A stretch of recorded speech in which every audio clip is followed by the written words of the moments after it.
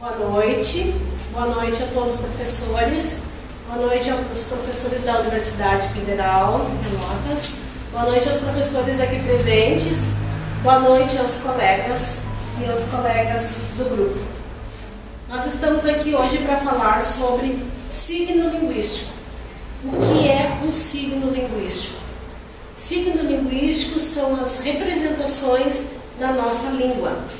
Nós temos representações da língua que se chamam signos linguísticos e que são divididos entre significado e significante. O que é um signo linguístico com o sentido de significado? O significado é o conceito que nós fazemos de uma determinada imagem ou de uma consciência, de um fato de consciência. A imagem acústica que nós fizemos desse fato, dessa consciência, recebe o nome de significante. Essa imagem, ela é representada, é o som da palavra, o som que a palavra representa. Por exemplo, a palavra árbor, que significa árvore, na sua origem árvore, e se tornou árvore. Elas são a representação do nosso significante. Alguns dos estudiosos que tratam sobre as questões do significado e da língua, junto com Saussure, trazem a seguinte definição. Nesse caso é Benveniste. Ele traz que a linguagem tem, antes de tudo, algo de eminentemente distintivo. Ou seja, para distinguir as coisas, sempre vamos nos referir a significado e significante. Como que eles se exprimem? Como que eles exprimem as suas ideias? E a que eles pertencem? O que são os signos? Eles se manifestam através de dança, através do alfabeto dos surdos, através da escrita, através das formas de polidez, através dos sinais militares e através de ritos e símbolos. E também a representação maior, que é a língua. Os signos são representados através de alguns itens classificados. Vamos passar para a nossa colega que vai explicitar melhor essas terminologias, essas representações. Boa noite, professores, tutora, colegas. Meu nome é Pedro Chernés Cordeiro. Então temos o símbolo. O símbolo nunca é arbitrário. Há um vínculo natural entre o significado e o significante. Como exemplos, temos a balança, que é o símbolo da justiça, não poderia ser trocado por um outro qualquer. Já o ícone mantém uma relação de proximidade sensorial ou emotiva entre o signo, representação do objeto e o objetivo dinâmico em si. Como exemplo, temos a pintura. O índice é a parte representada de um todo, adquirido pela experiência subjetiva ou herança cultural. Exemplo, onde há fumaça, há fogo. Agora nossa colega. Pode passar.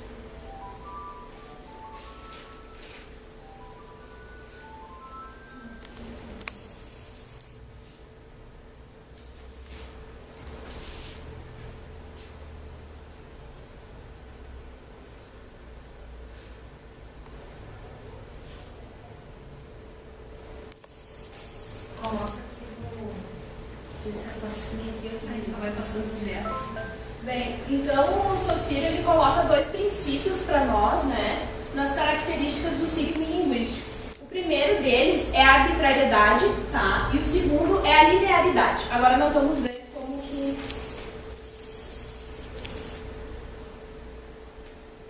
Na linguística, então, propostas por Saussure, entende-se que a relação que une o significado ao significante é marcado pela arbitrariedade. Então, o significado e o significante, eles não têm uma relação entre si, o que os torna arbitrário e motivado.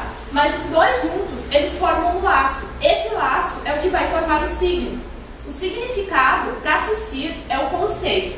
O significante é a imagem acústica. Tá? Pode passar.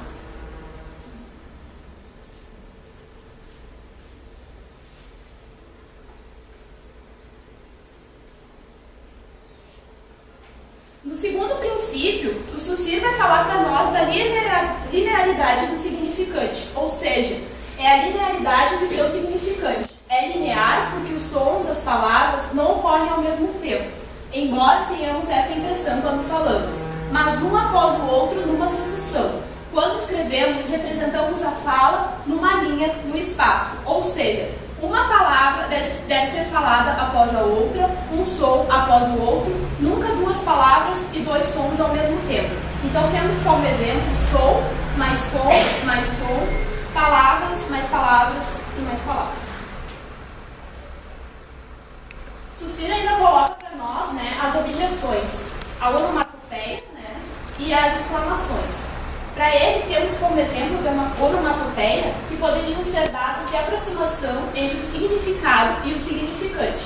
Mas mesmo essas são poucas e arbitrárias, pois podem conceder o mesmo som de formas diferentes. Nós temos um exemplo aqui, né, em português, au, né, e já em alemão, off. Só para acrescentar um pouquinho a colocação da colega, ele coloca como objeções porque a palavra au, ela tem relação com o significado dela, com a imagem que ela lembra. Quando dizemos au, lembramos, ela é uma onomatopeia do quê? Do que o cachorro faz.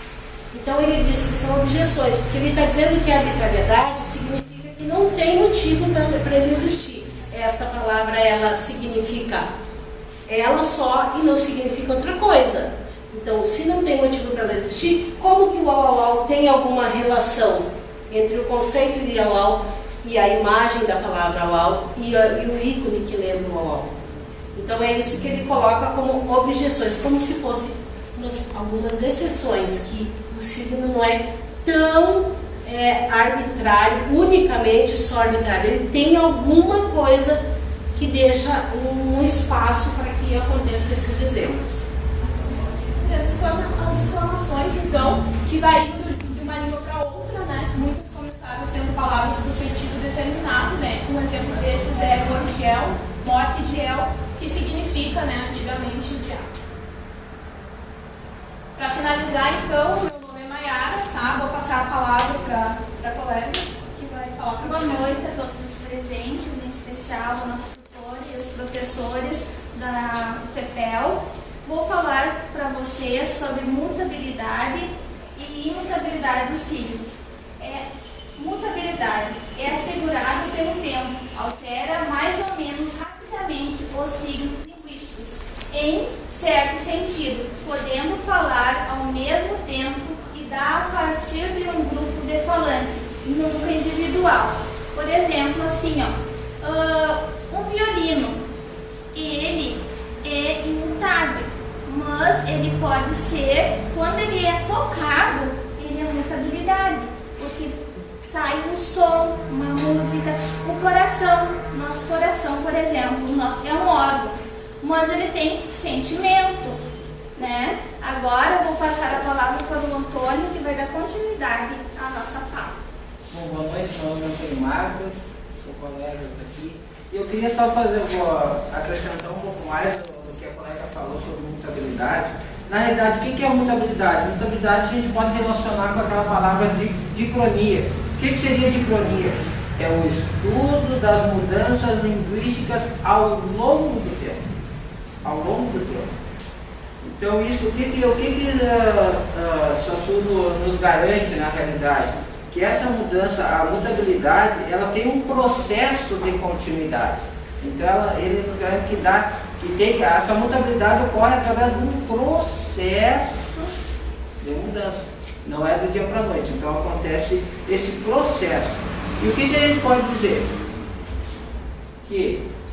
O que a gente pode hoje citar como exemplo hoje o uso da tecnologia? Hoje a tecnologia ela tem uma mudança, o que acontece? Ao longo do processo. O que a gente pode relacionar, por exemplo, hoje? Se a gente ouve falar LCD, o que vem na minha mente? Uma televisão.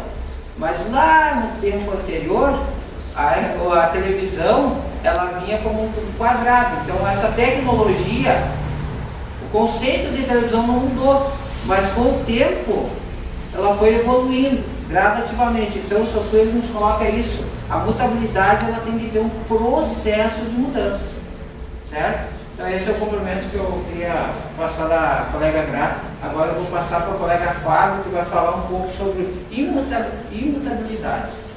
Boa noite, eu sou Fabiane Bueno e o nosso assunto é sobre imutabilidade. Segundo o Saussure, a nossa língua ela é imutável. E ele representa de uma forma muito clara que o princípio da operação baseado na continuidade da nossa língua e dos signos e não serão, e não outros, num contexto acreditado. Um exemplo claro, por exemplo, se a gente pegar a cadeira. Ao longo do processo, se eu colocar o símbolo, uma cadeira, ela significa isso. Não importa a língua, o país ou a nação em que isso está explícito. Ela sempre vai ser uma cadeira. Eu não quero falar que essa cadeira ela vai significar uma janela ou uma porta. Outro exemplo claro que a gente tem é o da bola. A bola, por exemplo, nos seus primórdios tempos, quando ela foi girada, ela era uma pedra que foi lapidada e virou redonda. Então a bola, se tu colocar, não importa o país ou a linguagem com qual ela é explicada ou a língua que ela é falada, a bola representa que ela é isso. E ela não pode ser outra palavra, embora tenha outras semelhanças, como cola, sola, rola, mas ela não vai variar. E o que eu quero dizer, eu, pessoa única, que ela é uma bola. Então é imutável, não varia o que eu quero dizer. É importante ressaltar que a língua é sempre uma herança. E vindo dessa herança, os nomes são atribuídos às coisas, que também são pré-estabelecidas, através de conceitos e imagens acústicas.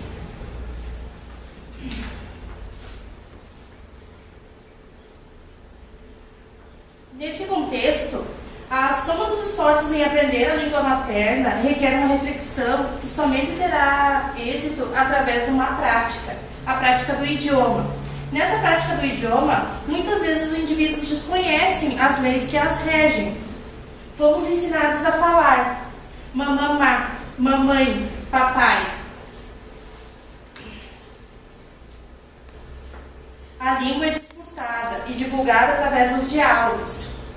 A língua forma como um todo a vida da massa social e que consiste no fator de conservação, blá blá blá, etc.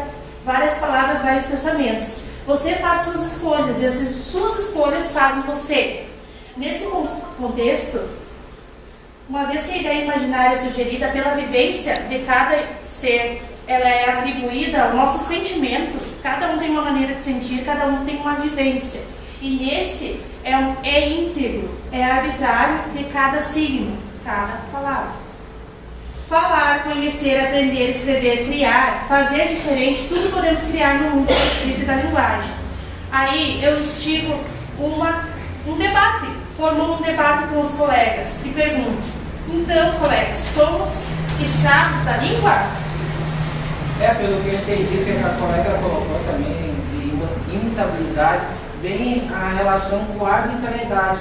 Então não pode haver essa mudança atual. Por exemplo, eu não posso me acordar de manhã, quando eu relaciono, por exemplo, se eu vou tomar um café, aí eu relaciono na minha mesa.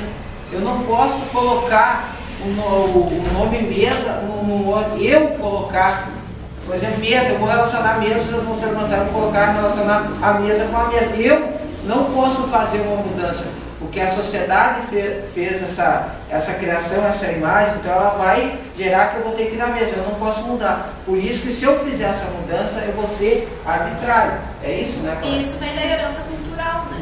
Da nossa cultura. Depende da mesa, pode levantar e ir para a mesa uma café, pode levantar e ir para a mesa do computador. Assim como tu pode sentar na cadeira e se servir à mesa. Outra ideia clara para a gente, quando a gente pensa em computador, a tecnologia ficou avançada. Nós temos vários tipos de computador. Nós temos o computador de mesa, nós temos o notebook, nós temos o computador no celular, nós temos um computador de bordo no avião. Então, ele pode ter várias variações, mas eu não vou mudar aquilo que eu quero falar. Eu quero falar sobre computador e isso é imutável. Porém, computador pode ser mutável na sua variação, de acordo com a sociedade impõe o tipo de computador. É isso. E nós, quanto pessoa, nós somos mutáveis. Graças a Deus que somos mutáveis. Por isso que só chegou lá. O tempo Altera todas as coisas. E a língua é língua sempre. O que muda é o idioma. Mas língua, enquanto conceito de língua, de imagem, sempre é língua. Eu sou Maria Helena. Bota a gente no meio. Graciela de Mello, eu não tinha falado o meu nome. Então, o nosso grupo é composto, né? Somos 7 integrantes. Antônio Marcos Cubos dos Santos, Fabiane Bueno Pinto, eu, Glênio Cordeiro, Graciela Gerte de Mello, Maria Helena, Eu. Neves da Silva, Maiara Batista Fagundes, Tamires Carolina da Silva. E o nosso grupo hoje saúda, a última slide, lembrando que ele é o pai da linguagem. Então, como hoje são 20 e o aniversário dele se aproxima, que é 26 de novembro, deixa a nossa memória póstuma ao pai da linguagem, São Ciro.